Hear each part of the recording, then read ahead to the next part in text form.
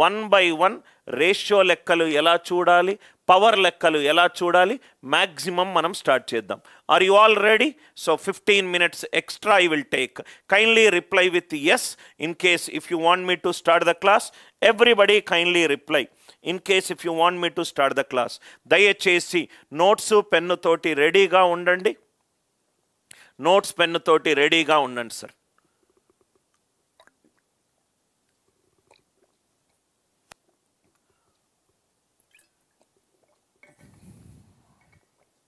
Maximum questions క్లాస్లో discuss చేసే ప్రయత్నం చేస్తాను. ఈ క్వశ్చన్ చూడండి సార్. ఇది రేషియో నుంచి ప్రాబ్లము, రైట్? రేషియో నుంచి ప్రాబ్లం.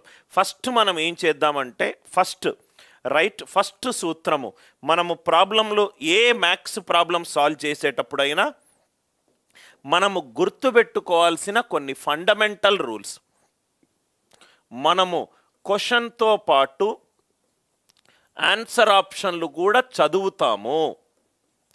ఆన్సర్ ఆప్షన్లు ఇచ్చింది రైట్, దాన్ని యూస్ చేసుకోవడానికి కూడా మనము క్వశ్చన్తో పాటు ఆన్సర్ ఆప్షన్ కూడా చదువుతాము. క్వశ్చన్తో పాటు ఆన్సర్ ఆప్షన్ కూడా చదువుతాము. First reel. సెకండ్ థింగ్ మనం ఒక నోట్స్ తీసుకొని మనకు నోట్స్లో ఏవైతే మన ఫేవరెట్ టాపిక్స్ ఉన్నాయో ఆ టాపిక్స్ ఫస్ట్ మనం రాసుకుంటాము. ఫేవరెట్ టాపిక్స్ అంటే మీరు ఈ టాపిక్లో ఎటువంటి క్వశ్చన్ ఇచ్చినా కానీ చెయ్యగలుగుతా అనే కాన్ఫిడెన్స్ మీకుంది. అటువంటి టాపిక్స్ని మీరు ఫస్ట్ 5-10 నిమిషాల్లో ఆ క్వశ్చన్లను సెకండ్లలో లేపేయాలి సార్. ఇది రెండో సూత్రము. అంటే ఇప్పుడు మీరు వీరేందర్ సెహ్వాగ్ లాగా బ్యాటింగ్ చేశారనుకోండి, వాడు ఎంత ఫాస్ట్ బౌలర్ అయినా ముందు 6-4 ఫస్ట్ ఓవర్లో కొడితే బౌలర్ టెన్షన్ పడతాడు. అట్లా మీరు లేకపోతే బౌలర్ మీ మీద బౌన్సర్ లేస్తే మీరు భయపడతారు. మీరు ఎగ్జామ్కి భయపడకూడదు అని అంటే ఫస్ట్ థింగ్ మీకు అన్ని కాన్సెప్ట్స్ తెలిసి ఉండాలి. అది ఫస్ట్ పాయింట్. సెకండ్ పాయింట్ వచ్చేసరికి రైట్, చాలా ఈజీగా ప్రశాంతంగా మ్యాథ్స్ ఓ పెద్ద ఫార్ములాలు లేకుండా ఫస్ట్ క్లాస్ ఇది చాలా స్లోగా ముందుకెళ్తాను. మెల్లమెల్లగా అన్ని మోడల్స్ ఎంత కుదురుతంతా సాల్వ్ చేసుకుంటూ వస్తాను. ఇది సెషన్ 1 క్లాస్. నోట్స్లో ఫేవరెట్ టాపిక్ రాసుకోండి. అర్థం కాకపోతే రైట్, సపోజ్గా నేను చెప్పే లాజిక్ మీకు అర్థం కాకపోతే క్లాస్ తర్వాత పాస్ చెయ్యండి, ఆ వీడియోని పాస్ చెయ్యండి. మీరు అనిల్ నాయర్ సార్ రైట్ షార్ట్కట్లు ఎంత స్మార్టెస్టో తెలుసుకోవాలనుకుంటే మీరు క్వశ్చన్ చూసిన తర్వాత పాస్ చేసి మీరే సొంతంగా సాల్వ్ చేసే ప్రయత్నం చూడండి. మీరే సొంతంగా క్వశ్చన్ని సాల్వ్ చేయడానికి ట్రై చేయండి. దాని తర్వాత అనిల్ నాయర్ సార్ రైట్ మెథడ్ని చూడండి. అప్పుడు మీకు ఇంకా బెస్ట్గా అర్థం చేసుకుంటారు.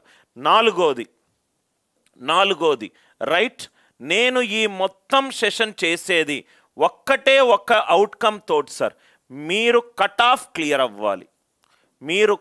క్లియర్ అవ్వాలి. ఏం చేసినా కానీ ఈ ఒక్క మొట్టమొదటి అడుగు మీరు దాటాలి. ఈ 4 పాయింట్స్ని దృష్టిలో పెట్టుకొనే నేను క్లాస్ చెప్తున్నాను. క్లాస్ చెప్పేటప్పుడు దయచేసి మీరు అకాడమిక్కి సంబంధం లేని ఏది అడిగినా నేను పట్టించుకోను. Right, that does not deserve my attention. మీరు కూడా టైం వేస్ట్ చేసుకోవద్దు. 1 by 1 క్వశ్చన్లకు వెళ్దాము. చూద్దాం ఎన్ని మ్యాక్సిమం క్వశ్చన్స్ అయితే అన్ని మ్యాక్సిమం క్వశ్చన్స్. అసలు క్వశ్చన్ని ఎలా చూడాలి, క్వశ్చన్ని ఎలా చదవాలి, క్వశ్చన్తో పాటు ఆన్సర్ ఆప్షన్ని ఎలా చూడాలి, ఇది చూడండి sir. Question AB and C మరియు 3 ధనాత్మక సంఖ్యలు S = A + B + C/2 S - A is to S - B is to S - C. Ratio ఇచ్చాడు కన్నా S - A is to S - B is to S - C. ఎంత ఇచ్చాడు? 1:7:4 ఇచ్చాడు. క్వశ్చన్లో ఏమన్నాడు? A is to B is to C కనుక్కోమన్నాడు. A is to B is to C కనుక్కోమన్నాడు. S - A is to S - B is to S - C ఇచ్చాడు. A is to B is to C, A is to B is to C కనుక్కోవాలి. మీరు ఏ పద్ధతి అయినా S - A K S - B మీరు చేసే పద్ధతి నాకు just మీరు వినండి సార్. అనిల్ నాయర్స్ వే. నేనైతే ఈ క్వశ్చన్ని ఎలా సాల్వ్ చేస్తానో చూడండి సార్. ఈ క్వశ్చన్ని, ఇదే క్వశ్చన్ అనిల్ నాయర్ సార్కి ఇస్తే నేను ఈ క్వశ్చన్ని ఎలా సాల్వ్ చేస్తాను? S minus A is to S minus B is to S minus C. క్వశ్చన్లో ఏమడిగాడు? A is to B is to C అడిగాడు. క్వశ్చన్లో ఏమడిగాడు? A is to B is to C. నవ్వు ఇక్కడ చూడండి sir, S minus A, S minus B, S minus C. 1:7:4. 7 అనేది ఇక్కడ ఎక్కువ వాల్యూ కదా సార్. 1:7:4. 7 అనేది మ్యాక్సిమం.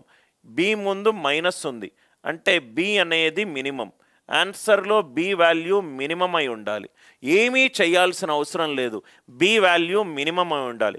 6, 8, 10 ఇదైతే కాదు. 7, 11, 5, 8 బి మినిమం అయి ఉండాలి. సెకండ్ అయితే డి అయితే కాదు. ఇది అయిపోయింది. 1:7:4.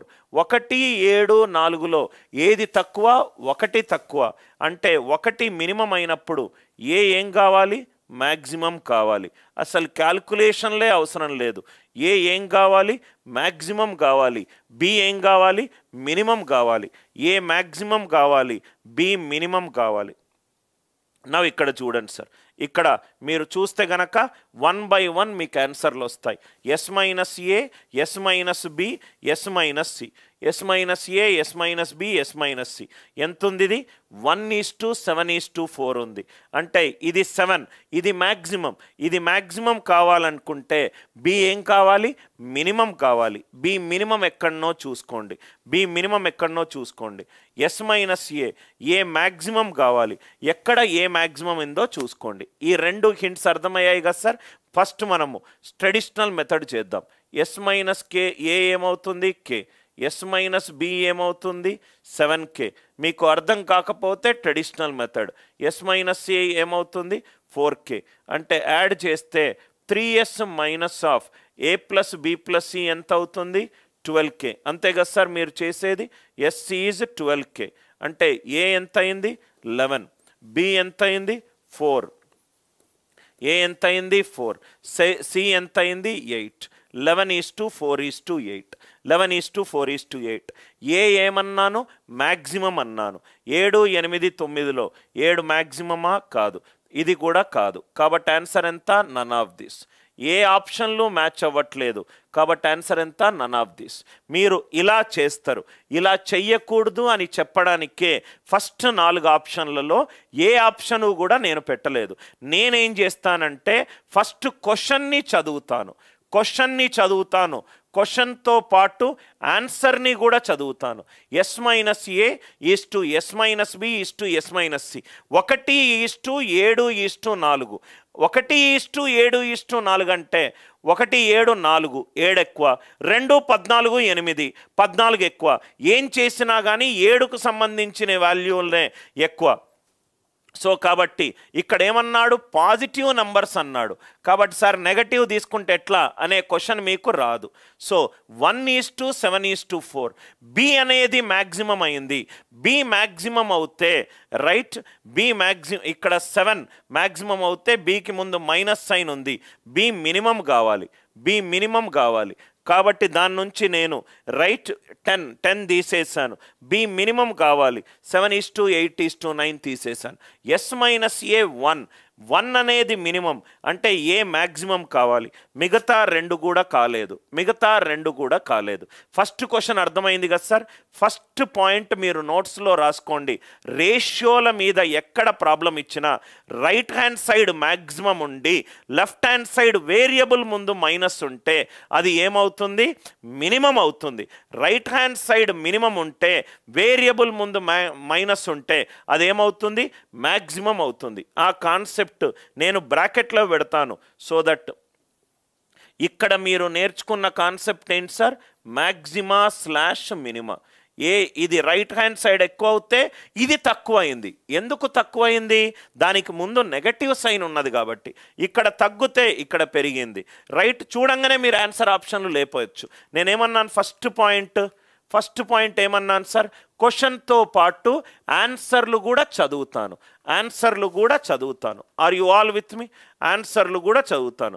నవ్వు ఇక్కడ చూస్తే గనక 11 ఇక్కడ ఎంత వచ్చింది? 12k minus k, క్యాల్కులేషన్ చూసుకోండి 11, 12 minus 7, it is 5. Okay, answer ఉంది కదా సార్. 11:5:8. ఏ మ్యాక్సిమం, ఇది నేను 4:8 అని చదివాను. ఆన్సర్ 11:5:8. 11:5:8.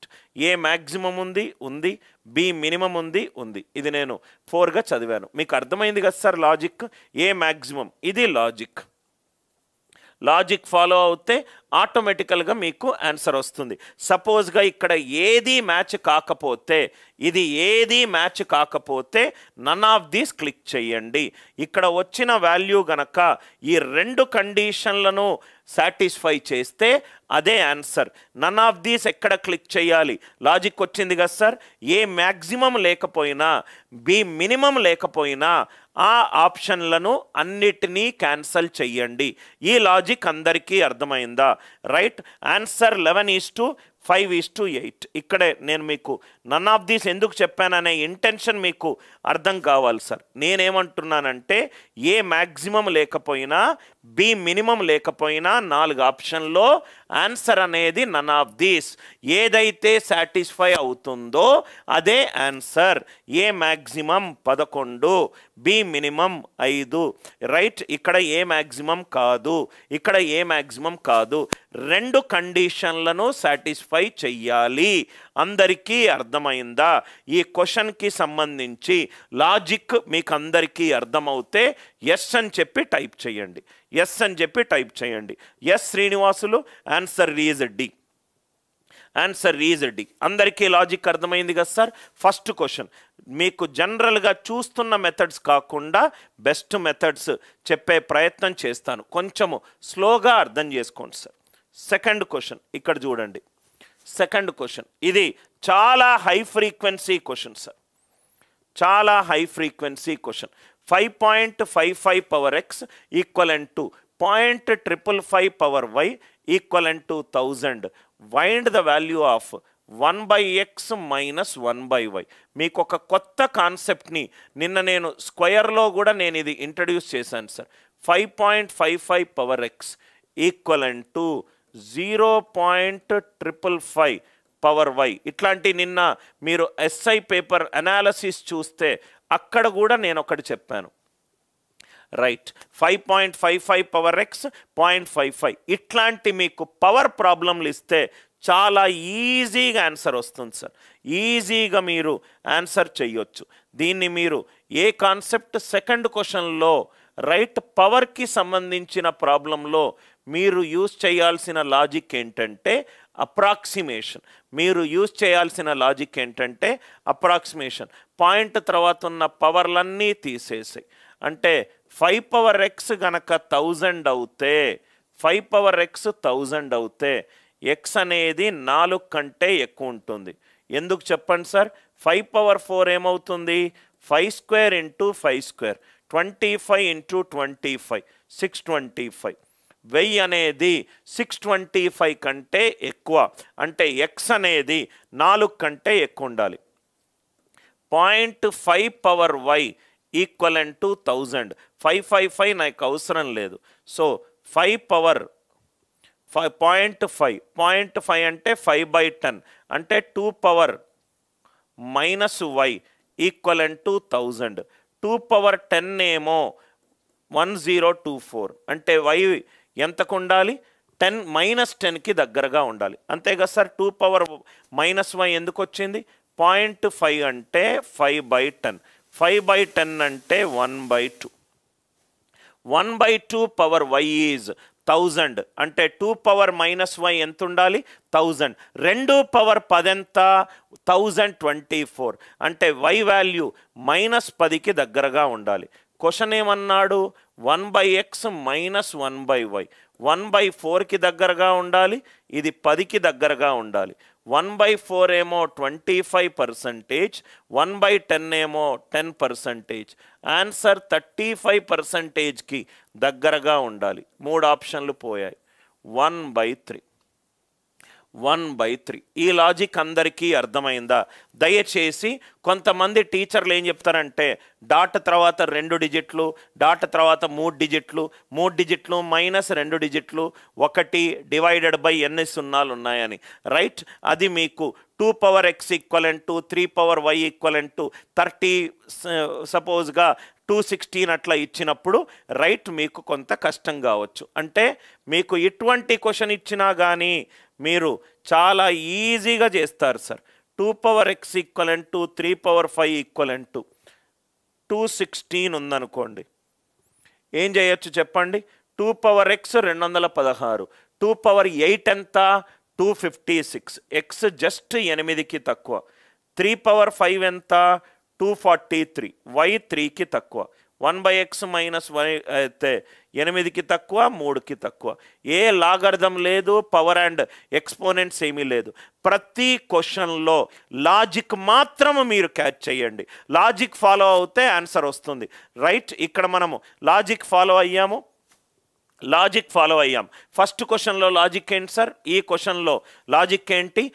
ఏ వచ్చేసరికి మ్యాక్సిమం అయి ఉండాలి, బి వచ్చేసరికి మినిమం అయి ఉండాలి.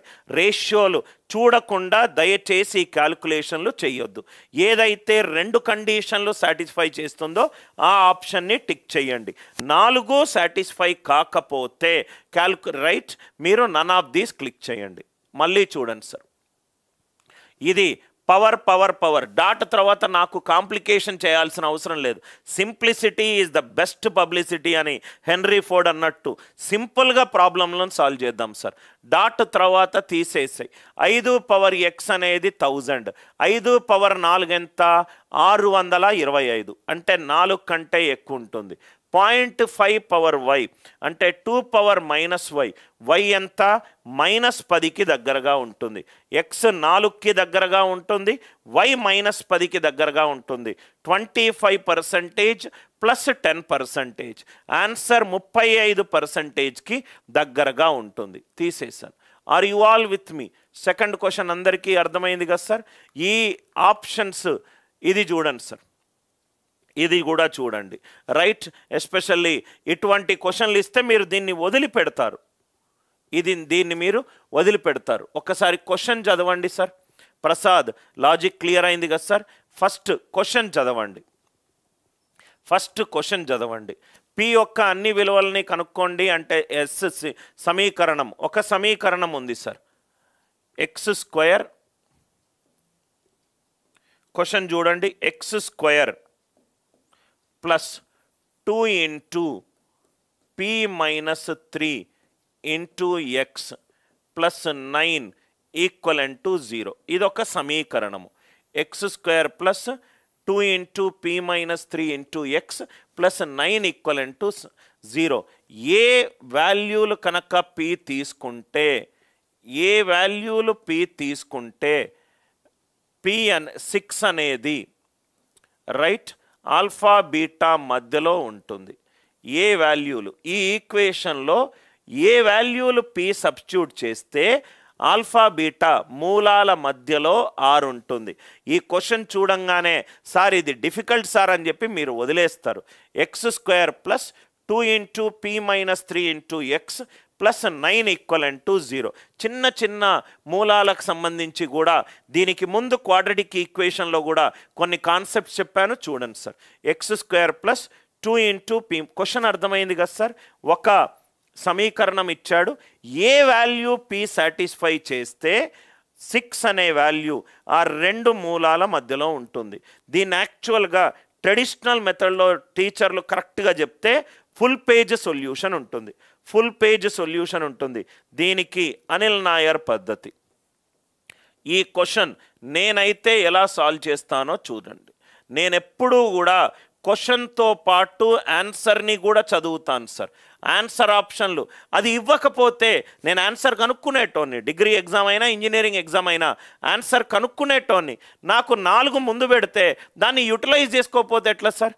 x² plus 2 into p minus 3 into x plus 9 equivalent to 0.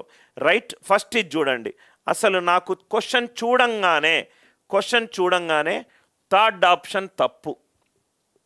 Third option తప్పు. ఎందుకు సార్ తప్పు? పి అనేది 0, 6 మధ్యలో ఉంది. పి అనేది 0, 6 మధ్యలో ఉంది. సో పి 3 తీసుకుంటున్నా. 3 అనేది 0, 6 మధ్యలోనే ఉంది కదా. 0 సబ్స్టిట్యూట్ 3 3 సబ్స్టిట్యూట్ చేస్తే 3 - 3 ఎంత? 0. x² + 9 = 0.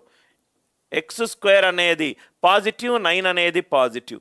Positive plus positive, positive plus positive, right 0 ఎలా అవుతుంది అంటే ఇది తప్పు. ఆర్ యు ఆల్ విత్ మీ? ఇది తప్పు. ఆప్షన్ నంబర్ సి చూడంగానే తప్పు.